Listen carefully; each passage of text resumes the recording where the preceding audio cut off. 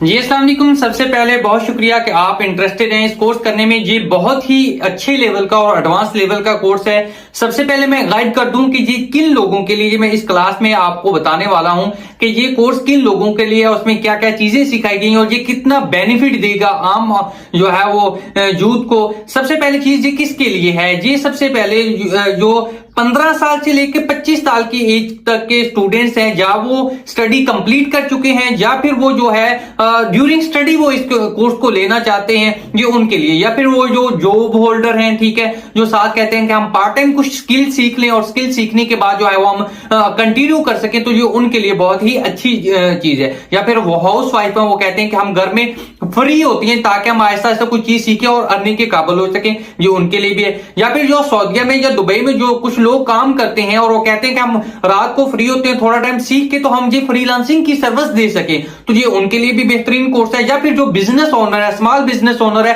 वो कहता है कि मैं इस कोर्स को सीखूं और इसको इंप्लीमेंट करके अपने बिजनेस की ग्रोथ करूं, वो उनके लिए बहुत इंपॉर्टेंट है। फिर अभी मैं आपको बताने वाला हूं कि ये कोर्स में सिखाया क्या जा रहा है। सबसे पहले चीज इस कोर्स में सिखाया जा रहा है, सबसे पहले आपका माइंडसेट डेवलप किया गया, क्योंकि बहुत ज्यादा ऑडियंस का माइंडसेट ही नहीं होता कि हम किस तरह से अर्निंग कर सकते हैं।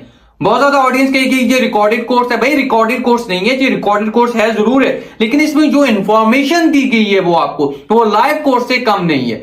आपको इसमें जो है वो सिखाया गया है सबसे पहले माइंडसेट कि आप ये कोर्स करेंगे, इसमें क्या क्या आपको फिक्र होने की जरूरत है, क्या टेंशन आएंगी, क्या प्रॉब्लम आएंगी, क्या क्या आपको जो है करना है, क्या नहीं करना।